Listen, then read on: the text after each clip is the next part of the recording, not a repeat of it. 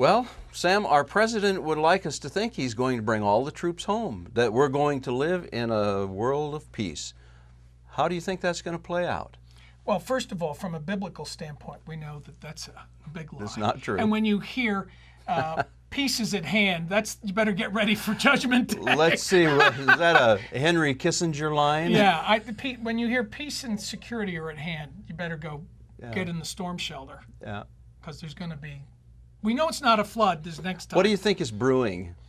What I think is brewing is that the central banks of the world have played Chinese checkers enough with the printing of money, and they're realizing that's not getting it done. So what's the next best thing if you can't inflate and jumpstart and cover up for your mistakes? The next best thing is a world war.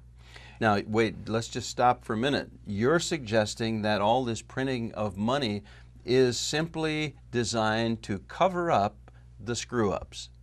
Yes, and I can prove it to you. Yeah, well, you don't need to, because I agree with you, but I just didn't want our viewers to miss that salient point. Okay, so now let me ask you, but let's deal with that first. So in the last 07 and 08, what was the financial instrument that brought the markets down in 07, 08? It was derivatives, right? You remember that term? That's the big thing. Okay.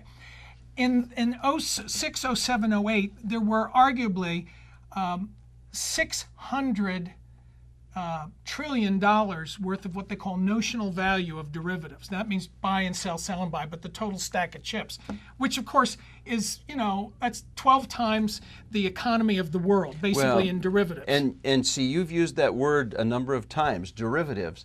Most people can't even define what derivatives really are. Well, I can easily define, those of you that understand farming, if I have a certain wheat crop, if I'm going to actually sell it and deliver the crop, say in October, but I can sell it in June, that's called a forward contract. So I'm committing in June to a certain price, and then you come and pick up the goods, the farm goods, the commodities, the corn or wheat or whatever it is, in the fall. That is a derivative. A forward... One form of a derivative. One form of a derivative. That's a very simple form. Now they get into multiple layers, and they do it with interest rates and crazy stuff that they've invented, but that's the simplest form. Yes. Now, the crazy stuff that they've invented is what was most problematic. Correct.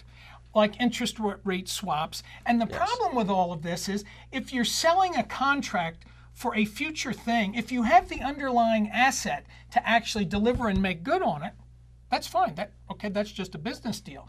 But what's happening is they're doing derivatives that are called bear. Well, if you say 5% of these are bear, meaning they don't have the underlying asset to back it up if something happens. It's a little bit like our currency. Right. So if you take, and then 06, 07, 08, 600 trillion times 5%, that's 30 trillion. Well, that's half of the world's GDP down the toilet if something blows up. Now, we all said derivatives are bad. Now it's 1.2 quadrillion. So the very thing that we chastised Wall Street about, and the global bankers and the central bankers were concerned about, has now doubled. There's going to be another big crash, only this time there won't be any putting it back together. It's beyond the central banks to do it. And you're saying that sets the stage for? War.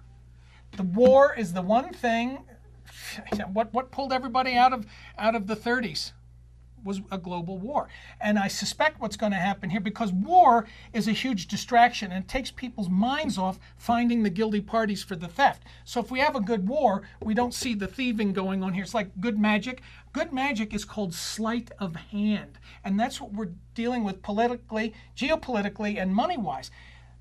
This is the sleight of hand to keep your attention while, meanwhile, I'm stealing the money out of your pocket here. And basically, when you inflate, it's no different than me. If I inflate 10%, that's no different than me cheating you for 10% of what's in your wallet. So what's stirring is it's like the old adage, it's hard to remember the objective was to drain the swamp when you're up to your, well, I'll say eyeballs in alligators.